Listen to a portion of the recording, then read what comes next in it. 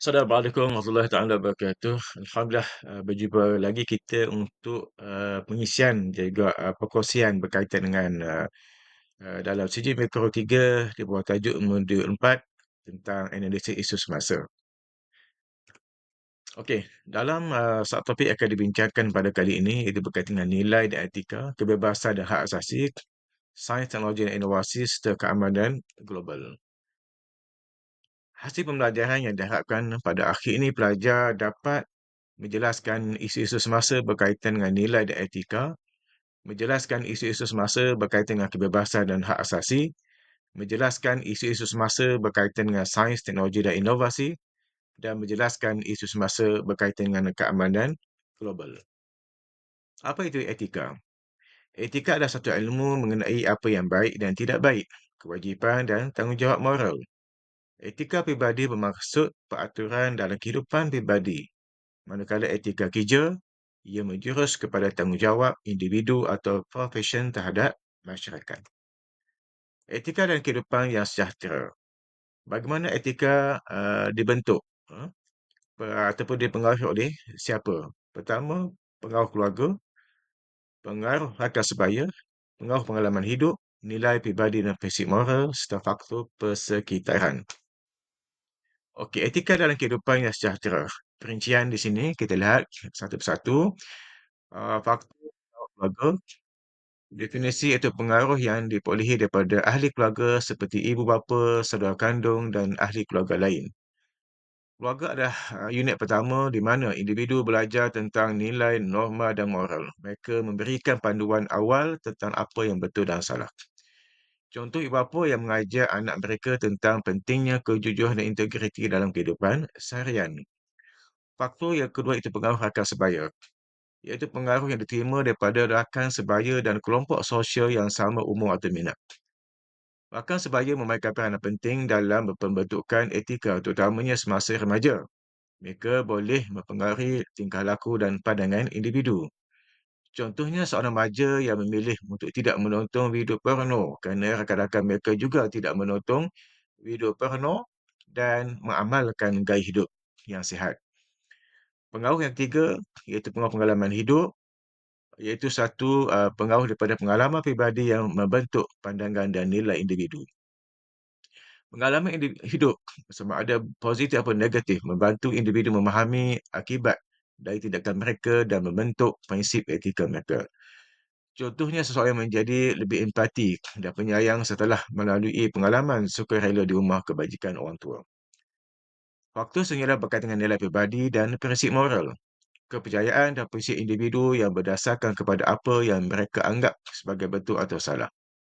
Nilai pribadi dan prinsip moral adalah panduan dalaman yang menentukan bagaimana individu bertindak dan membuat keputusan. Contohnya, seorang individu yang tidak akan mengambil rasuah walaupun ditawarkan wang yang banyak kerana percaya ia adalah tindakan yang tidak bermoral.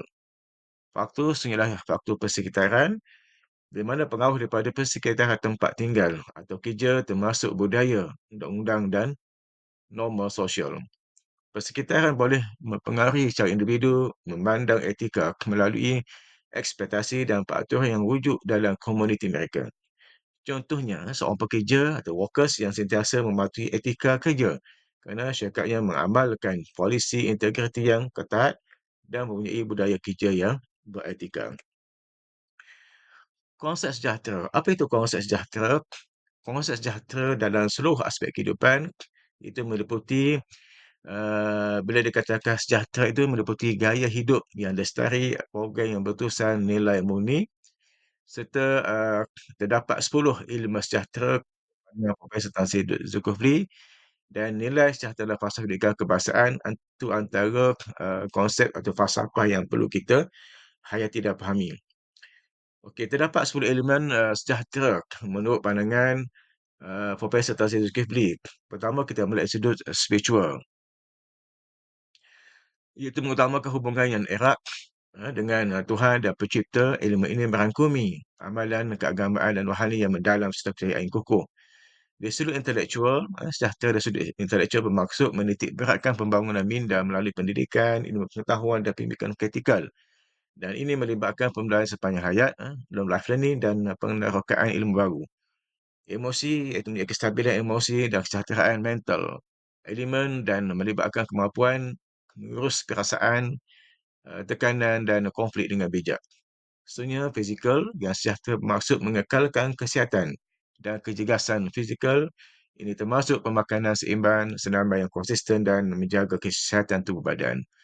Manakala sejahtera dalam aspek keluarga itu menjalin hubungan yang harmoni dan erat dalam keluarga. Elemen ini menekankan kepentingan kasih sayang, sokongan dan kebahagiaan dalam institusi keluarga. Maksudnya sosial.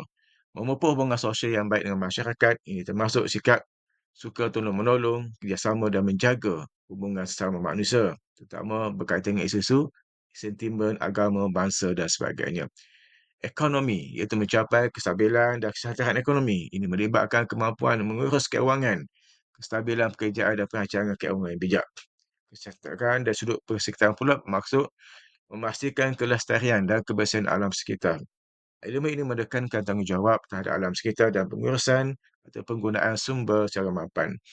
Dan terakhir itu berkaitan dengan kesejahteraan dari sudut kebudayaan, iaitu dengan cara menghargai dan mengamalkan nilai budaya dan tradisi.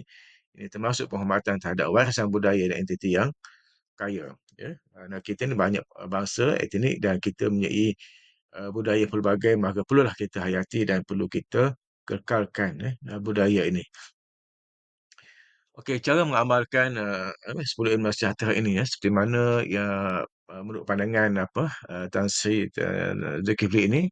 Pertama, bila kita melihat dari sudut spiritual spiritual itu mengutamakan hubungan yang erat dengan Tuhan dan Pencipta, ya.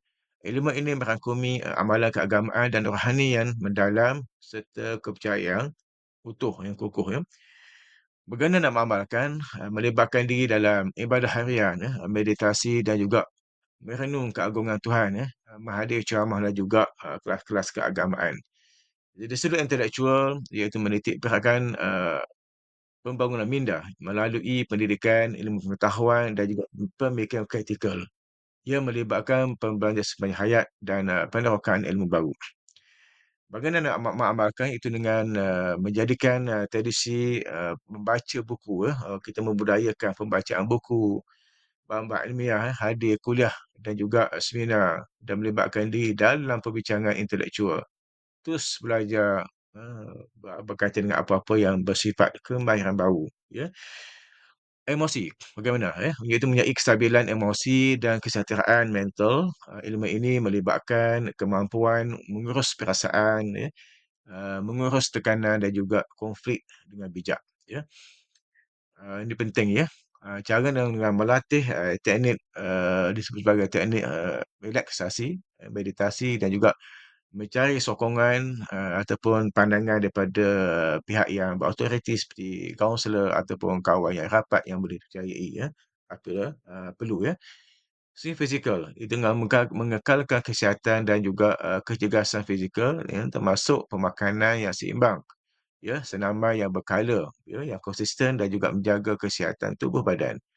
Caranya adalah dengan mengamalkan gaya hidup aktif dengan dengan bersenam secara teratur, ya, makan makanan yang seimbang dan mendapatkan tidur yang cukup, ya, rehat yang cukup, ya.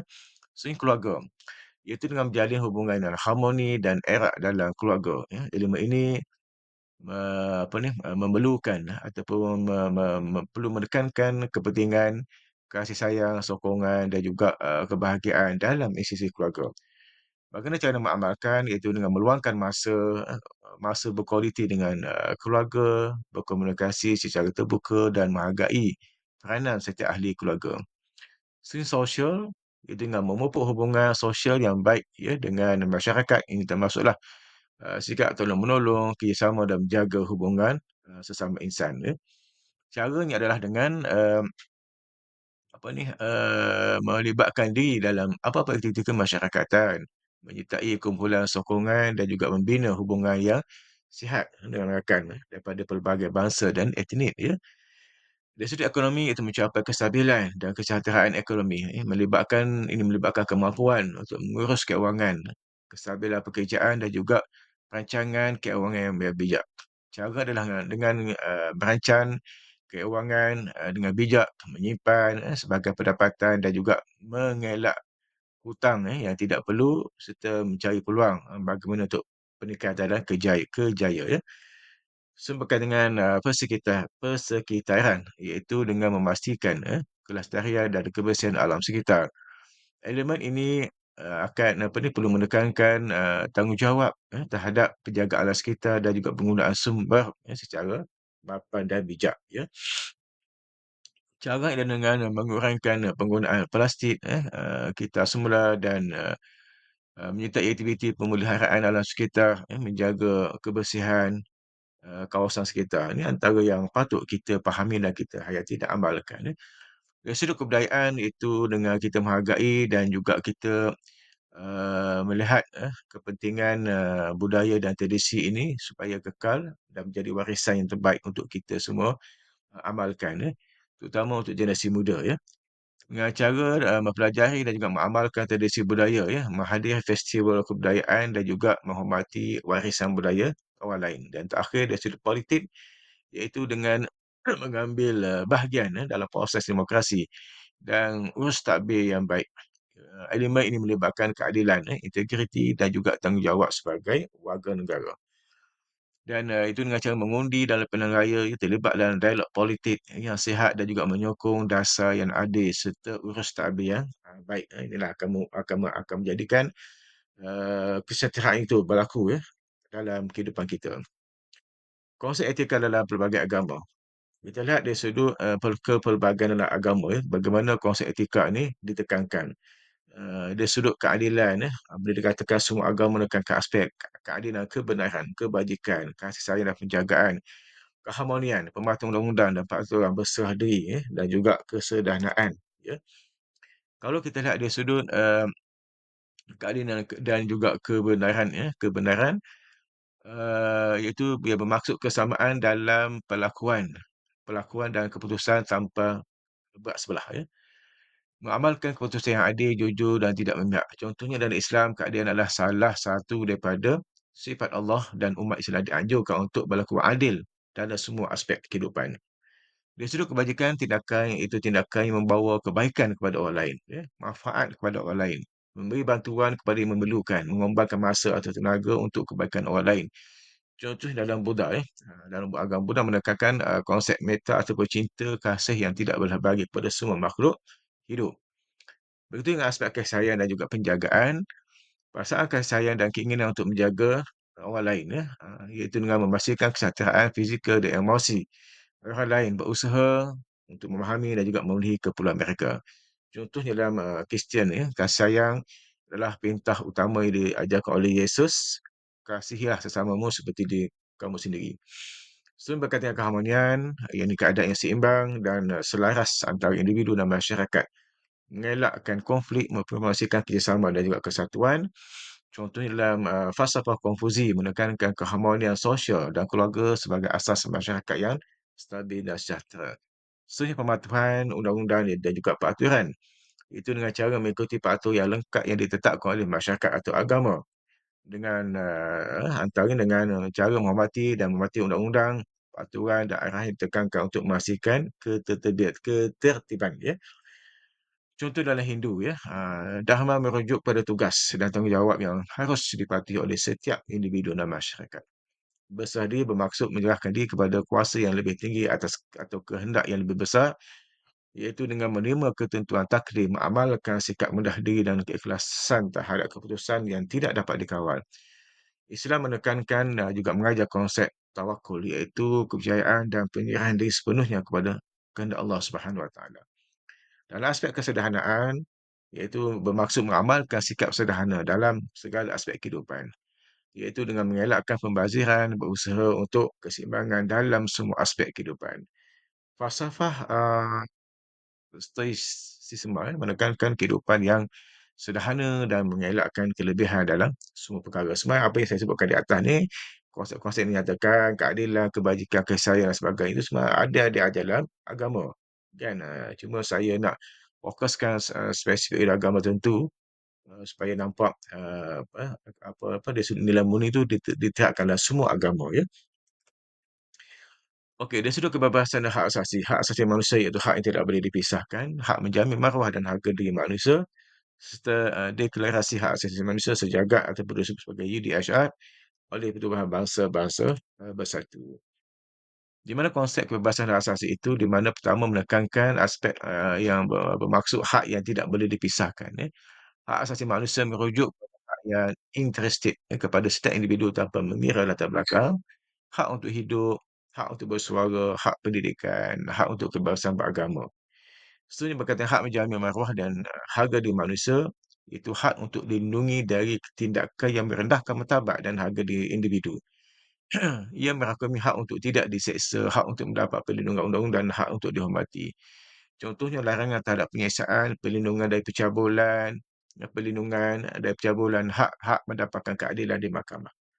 So, deklarasi hak asasi manusia sejagat oleh Tubuhan Bangsa Bersatu iaitu satu dokumen yang dipakai oleh PBB pada 10 Disember 1948 yang menekankan atau menerapkan atau menetapkan hak asasi yang harus dilindungi secara global.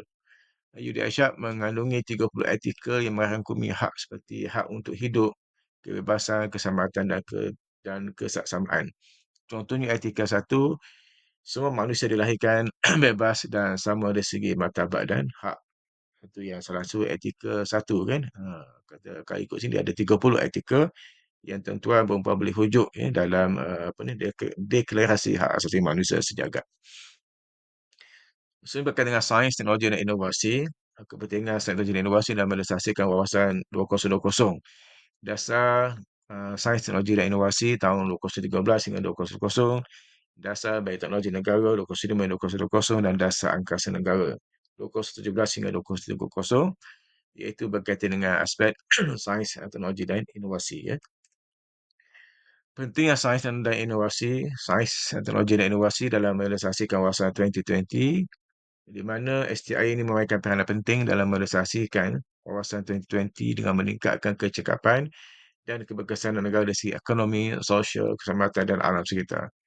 STI adalah suatu asas bagi pembangunan teknologi baharu dan lestari untuk memenuhi keperluan rakyat serta menangani cabaran global seperti isu kesihatan, perubahan iklim, climate change, penuaan, masyarakat dan perubahan gaya hidup. Dasar-dasar berkaitan STI yang diperkenalkan termasuklah yang saya sebutkan tadi lah.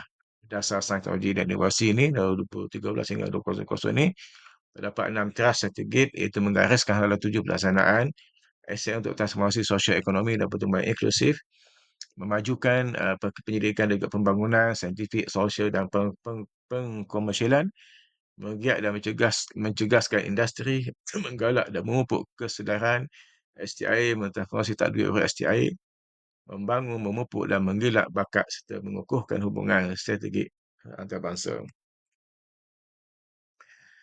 Okey, dasar teknologi, dasar negara yang tu antara elemen yang ditekankan iaitu menjadikan, biotechnology sebagai enjin ekonomi baru, 9 teras yang ditekankan, pembangunan biotechnology pertanian, perubatan, industri, R&D, pembangunan modal insan, infrastruktur keuangan, kerangka perundangan, pengawasilian dan juga kedudukan strategik dan komitmen, kerajaan.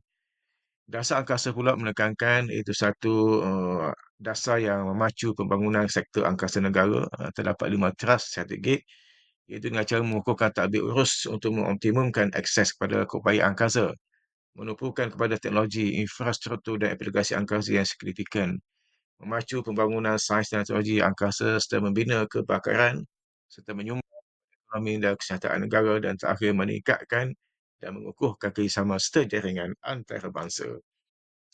Manakala dari sudut keamanan global pula, iaitu satu keadaan di mana negara-negara di seluruh dunia hidup dalam harmoni tanpa ancaman konflik atau peperangan.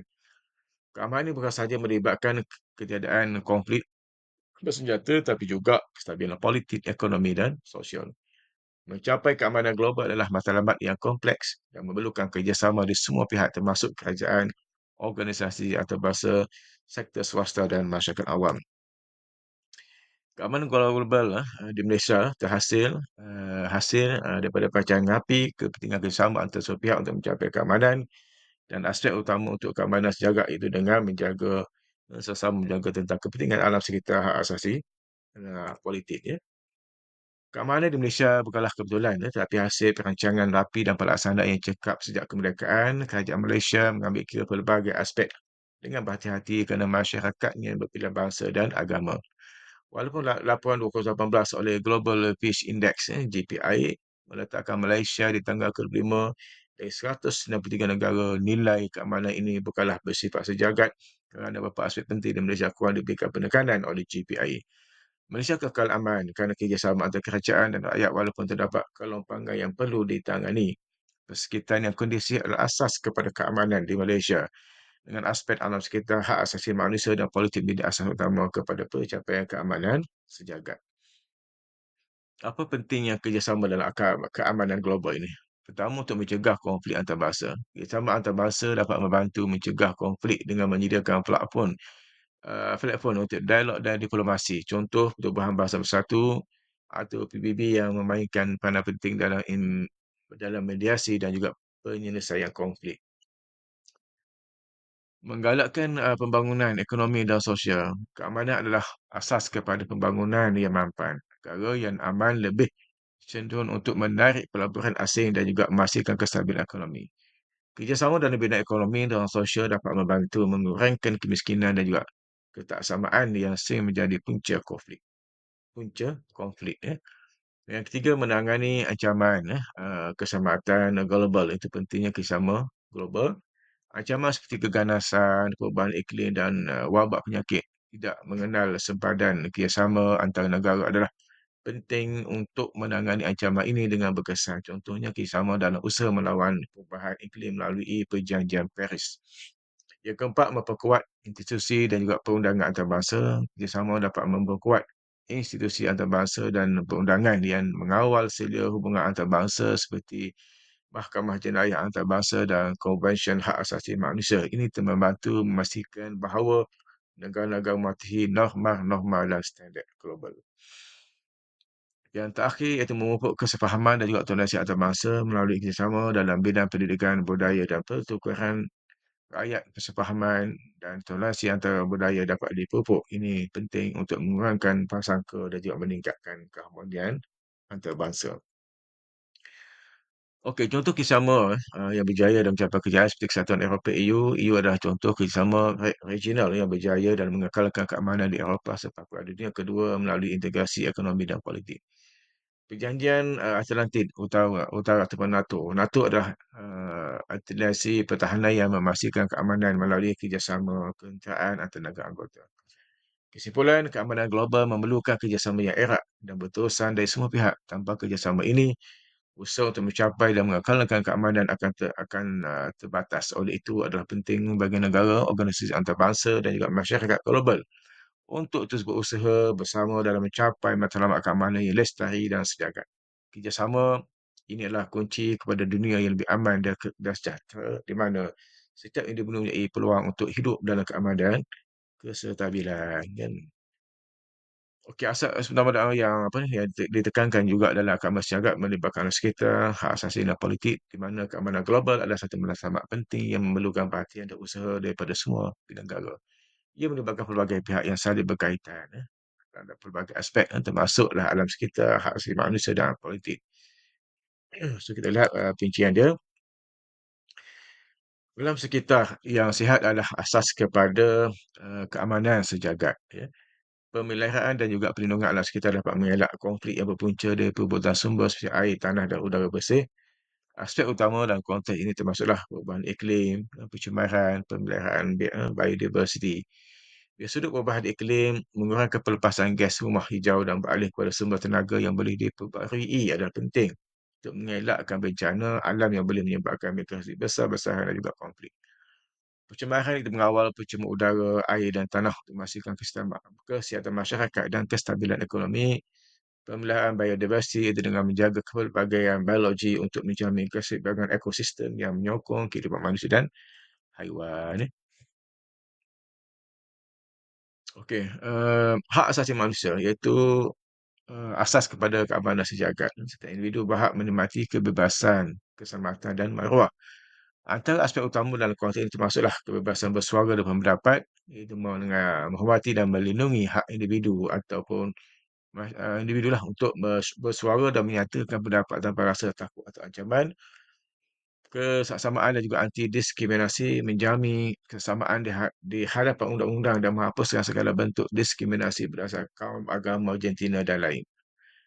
Yang seterusnya adalah hak pendidikan dan kesihatan, memastikan akses kepada pendidikan dan kesihatan yang berkualiti untuk semua sebagai asas kepada pembangunan masyarakat yang stabil dan damai.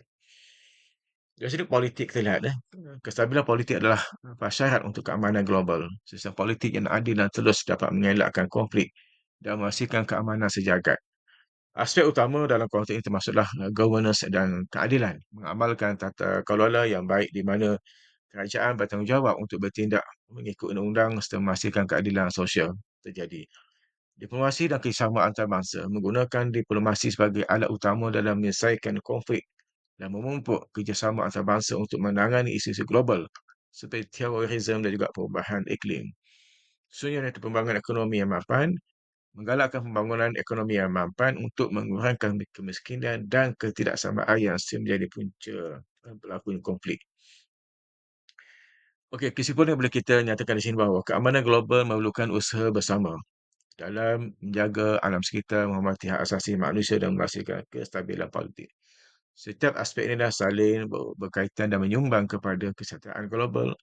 Usaha berterusan daripada semua negara dan individu adalah penting untuk mencapai matlamat ini. Rumusan yang dapat kita ambil di sini bahawa nilai dan etika sebagai asas tindakan dan keputusan. Kebebasan hak asasi manusia perlu dilindungi. Kepentingan penguasaan teknologi dan inovasi yang bertanggungjawab serta keselamatan bangsa untuk keamanan global. Nilai dan etika perlu menjadi asas tindakan dan keputusan individu serta organisasi dan ia bagi memastikan tidak membahayakan orang lain atau alam sekitar. Kebebasan dan hak asasi manusia adalah nilai asas yang mesti dilindungi membolehkan setiap individu hidup tanpa diskriminasi atau penindasan. Sains, teknologi dan inovasi berpotensi memberi manfaat besar terhadap te- te- tetapi perlu diurus dengan baik untuk mengelakkan risiko. Oleh itu dasar yang menggalakkan pembangunan teknologi bertanggungjawab dan manfaat dan penting. Manakala keamanan global, capaian utama masyarakat antarabangsa memerlukan kerjasama dan dialog antar negara setiap sahabat yang inklusif lagi berkesan. Dan saya ingat ini sajalah kuliah kita pada kali ini. Kita akan jumpa lagi pada kuliah akan datang.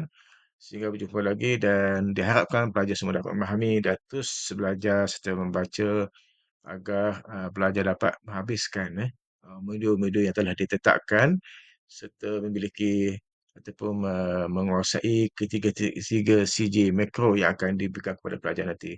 Jumpa lagi. Assalamualaikum dan salam sejahtera.